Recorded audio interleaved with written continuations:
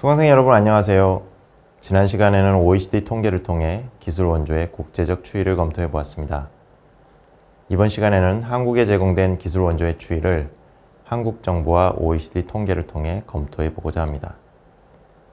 한국 정부는 1951년 유엔으로부터 최초의 기술 원조를 받은 때부터 기술 원조 통계를 별도로 집계해 왔습니다.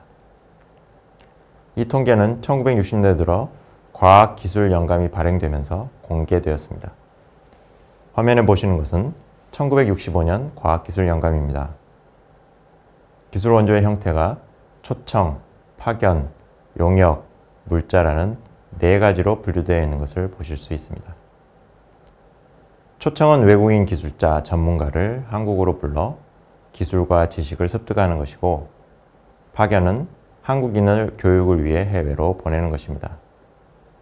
용역은 한국 경제의 과제로 대두된 사항들에 대해 전문 서비스를 제공받는 것입니다.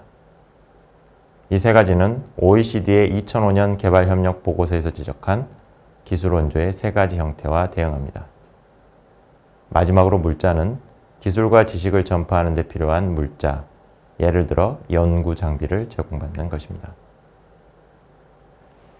한국에 제공된 최초의 기술 원조는 파견 형태였습니다.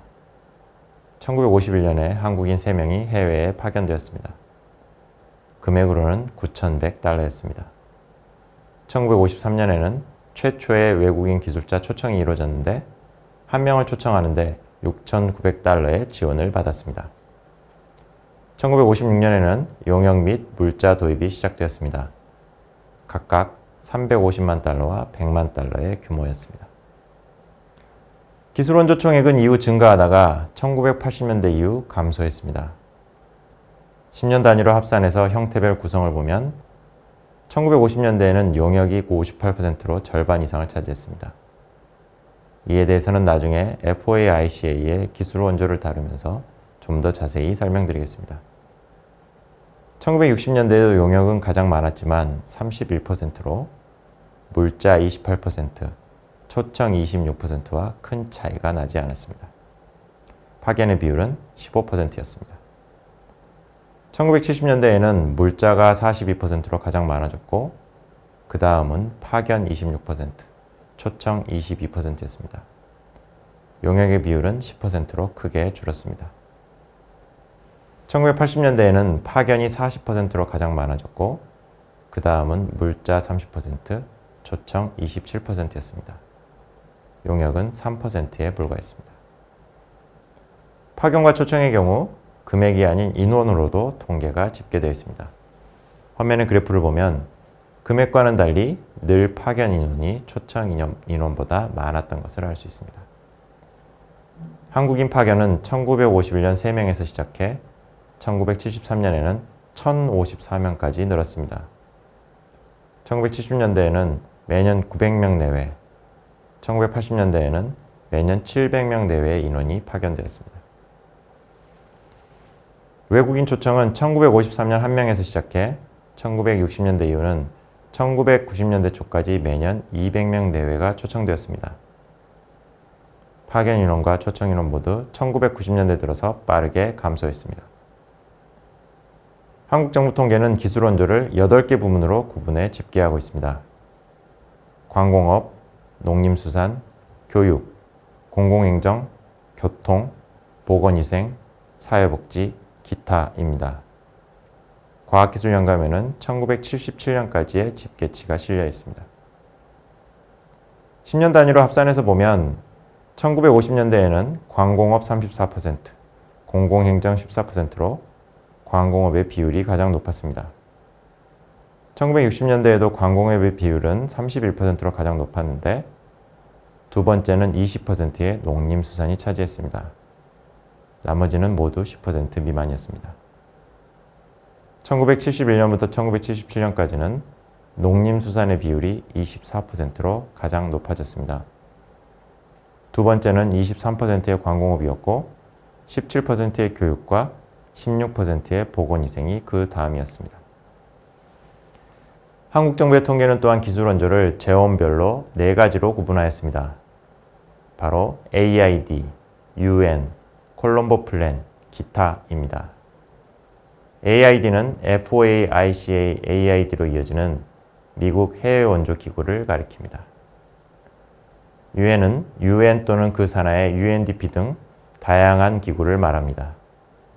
콜롬보 플랜은 아시아 태평양 지역 국가들의 경제사회 발전을 위한 상호 협력체입니다.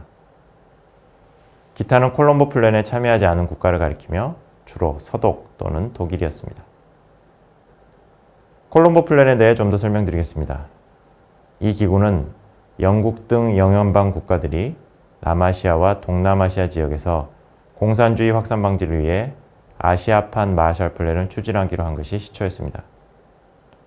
콜롬보라는 이름은 1950년 영연방 외무장관들이 스리랑카 콜롬보에 모여 이 계획에 대한 기본적 합의를 이룬 데서 나왔습니다. 처음에는 한시적 계획이었지만 이후 국제기구화되었습니다. 콜롬보 플랜의 발족 당시 회원국은 영국, 캐나다, 호주, 뉴질랜드, 인도, 파키스탄, 스리랑카의 7개국이었지만 이후 한국, 일본, 미국 등이 참여하였습니다. 한국은 1962년 가입을 신청하여 1963년에 정식 가입하였습니다. 콜롬보 플랜을 통한 기술 원조는 원조를 원하는 국가가 요청하면 수원국과 공여국이 직접 교섭하는 형태로 추진되었으며 한국의 경우 주로 미국, 일본의 원조를 요청했습니다. 미국으로부터의 기술 원조는 해외 원조 기구를 통한 것 외에도 존재했던 것입니다.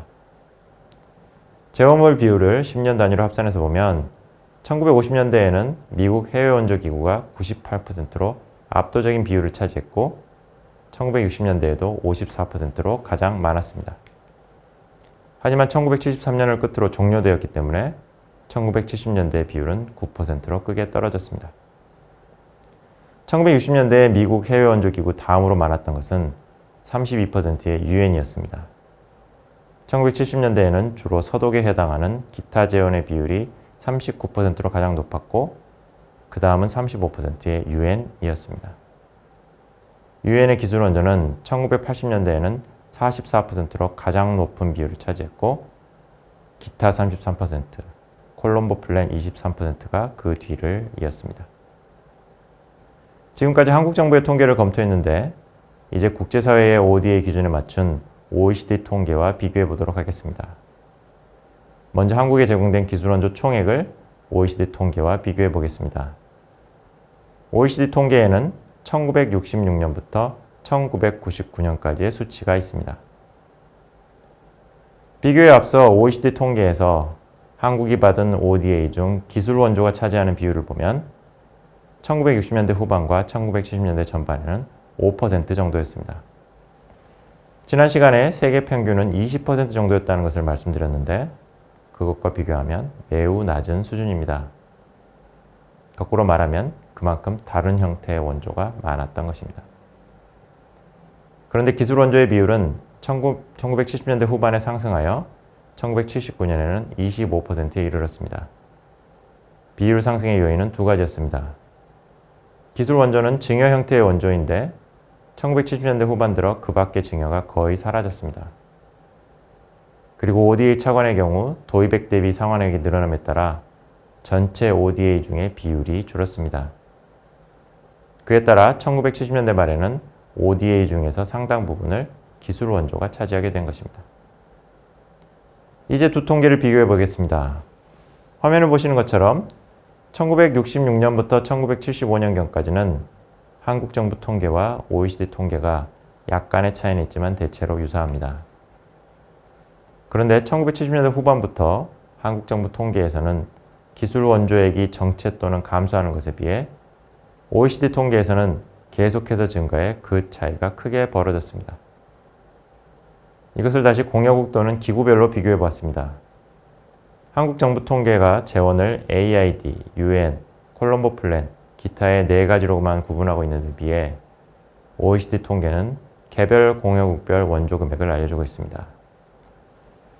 OECD 통계에서 한국의 기술 원조를 제공한 주요 4개 국가 또는 기구는 미국, 독일, 일본, 유엔입니다.